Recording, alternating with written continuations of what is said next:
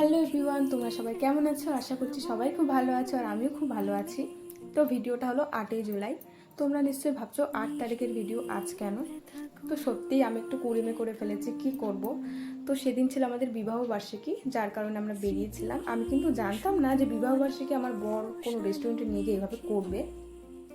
আর সব থেকে বড় কথা, আমার সাজ থেকে কেউ অবাক হয়েও না। আমি কিন্তু নর্মালি বেরিয়েছিলাম, আমাকে আমার বর বলেছিল ডাক্তারখানায় নিয়ে যাবে।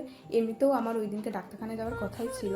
তো আমাকে যদি বলতে একটু সাজুগুজু করে বেরোতে, তাহলে হয়তো নিশ্চয়ই সাজুগুজু করেই বেরোতাম। যাই হোক, ও আমাকে বলেছিল নর্মালি বেরোতে। আমি তো জানি না যে ও আমাকে নিয়ে আসবে। তো আমার ওই অবস্থা ছিল, দেখে নাও তোমরা। মানে আমি কিন্তু একদম তৈরি হয়ে আসিনি। তো যাই হোক, আমরা গিয়েছিলাম একটা রেস্টুরেন্টে, বর ওখানে গিয়ে একটু প্রপোজ করলো আর পুরো রেস্টুরেন্টটা ফাঁকা ছিল। ওই কারণে আমার একটু হলেও মন খারাপ ছিল যে লোকজন থাকলে হয়তো একটু ভালোই হতো, সবাই দেখতো প্রপোজ করাটা, আমার বেশ ভালোই লাগতো।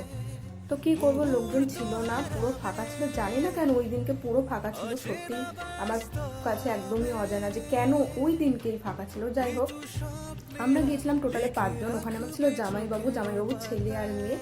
তো দেখো, আমরা ওখানে খাওয়া দাওয়া করে নিয়েছিলাম চাউমিন, মিক্সড ফ্রাইড রাইস আর ছিল চিকেন। প্রথমে তো আমি ভেবেছিলাম চিলি ফিশ খাবো, তো কী করা যাবে, চিলি ফিশ ছিল না, যার কারণে চিকেনটা নেওয়া হয়েছিল। তো দেখো, ওটা হচ্ছে আমার জামাইবাবু, আর জামাইবাবুর মেয়েটা দেখো কি মিষ্টি, তাই না?